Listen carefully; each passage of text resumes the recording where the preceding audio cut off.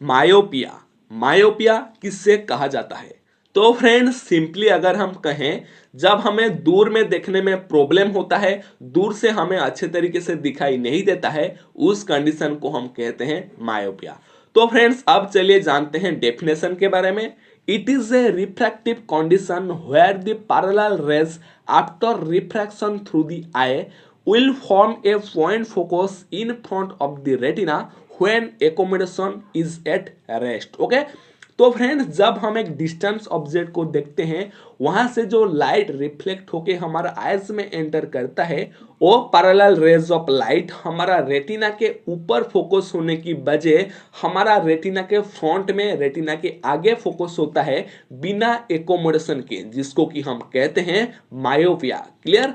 तो फ्रेंड्स अब next, myopia is usually detected at the age of 8 to 10 years and keeps increasing till mid teens. Okay, तो friends ये जो myopia है ये बच्चों में होता है जो कि 8 से 10 साल के होते हैं, एंड ये धीरे धीरे मिड टीन्स एज तक भी इंक्रीज होता रहता है। ओके, सो फ्रेंड्स अब नेक्स्ट क्लासिफिकेशन, जो कि 3 टाइप्स के होते हैं। First axial myopia, second curvature myopia and third index myopia. Okay, तो friends first axial myopia, myopia due to increase in axial length of the globe is called as axial myopia. In axial myopia, the eye is relatively long for its refractive status, that is greater than 24 mm axial length. Okay, तो friends axial myopia का मतलब क्या है ना, हमारा आई में axial length का increase हो जाने के वजह से जो पैरेलल रेज ऑफ लाइट हमारा रेटिना के ऊपर फोकस होना चाहिए, वो हमारा रेटिना के आगे फोकस होते हैं, जिसको कि हम कहते हैं एक्सियल मायोपिया। ओके, तो फ्रेंड्स ये एक्सियल मायोपिया पे हमारा axial length of the I 24 mm से ज्यादा हो जाता है। ओके, तो फ्रेंड्स अब next curvature myopia. Curvature myopia occurs when the curvature of cornea becomes more curved than the normal. As the curvature of the cornea increase, the image is focused further in front of the retina.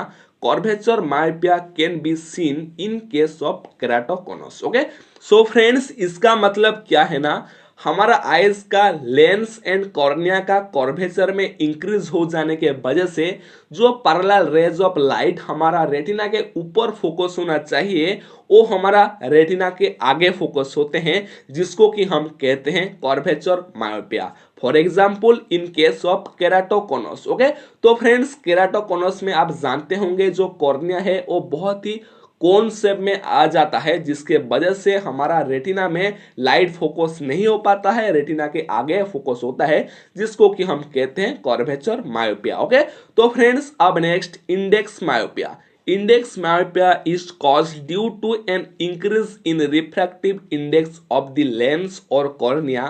As increase the refractive index of lens also increases, index myopia can be seen in cases of nuclear sclerosis. Okay, तो friends इसका मतलब क्या है ना, हमारा eyes में refractive index of the lens और cornea का इंक्रीज हो जाने के वजह से जो हमारा parallel raise of light retina के ऊपर फोकस होना चाहिए, वो रेटिना के फ्रंट में फोकस होते हैं, जिसको कि हम कहते हैं index myopia.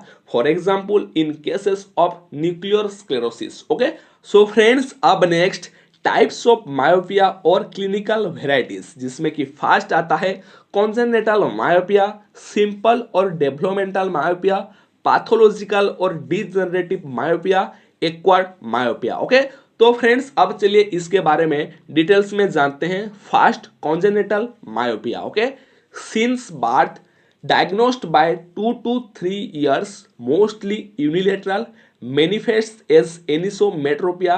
Child may develop convergent squint in order to preferentially see clear at its far point 10 to 12 centimeters. Okay, तो फ्रेंड्स अब next simple myopia, most common, appears in early teens and remains stable or increase minimally less than 6 diopter, no retinal changes. Okay, तो friends अब next pathological और progressive myopia, rare form of myopia appears at younger age greater than 6 diopter may increase at a rate of up to 2.0 to 3.0 diopter per year associated with chorioretinal degeneration stabilizes at the age of 20 years but can progress beyond 30 years. Okay तो friends अब चलिए next जानते हैं science and symptoms के बारे में. First, blurred vision for distance, squinting of eyes to see the distance objects,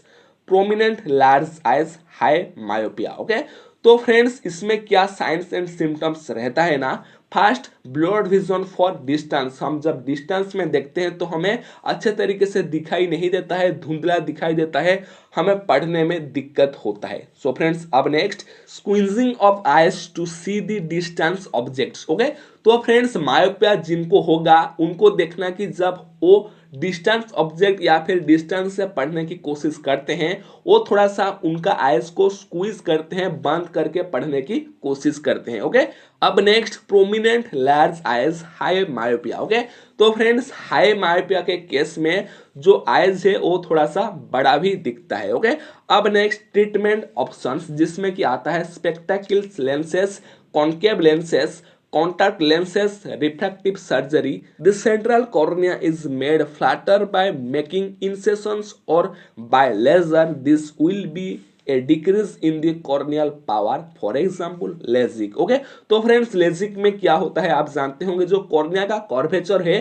वो laser के द्वारा कम कर दिया जाता है. ओके फ्रेंड्स बस इतना ही था मायोपिया के बारे में, जिसके बारे में मैं आपको बहुत ही सिंपल तरीके से बता दिया. सो फ्रेंड्स उम्मीद करता हूं कि जितना सारा चीज आज मैं आपको बताया आपको समझ में आया होगा एंड आप सेशन को एंजॉय किए होंगे. अगर हाँ है तो प्लीज वीडियो को लाइक कीजिए, कुछ डाउट्स है तो कमेंट्स कीजिए. एंड हाँ अगर आप इस तरीके से और भी वीडियोस देखना चाहते हैं, एनाटॉमी, फिजियोलॉजी, फार्माकोलॉजी, आई डाइजेस्ट, ऑप्टोमेट्रिस्ट, ऑप्थोलॉजिस्ट, आई एग्जाम्स, माइक्रोबायोलॉजी के बारे में, तो प्लीज हमारे चैनल को सब्सक्राइब करके बेल नोटिफिकेशन को ऑल पे रख देना ताकि आने वाले हर वीडियो का नोटिफिकेशन आपको तुरंत मिल सके एंड आप हमारे साथ हमेशा जुड़े रहें. तो चलिए दोस्तों तब तक के लिए bye bye, take care, see you in the next video. Thank you so much.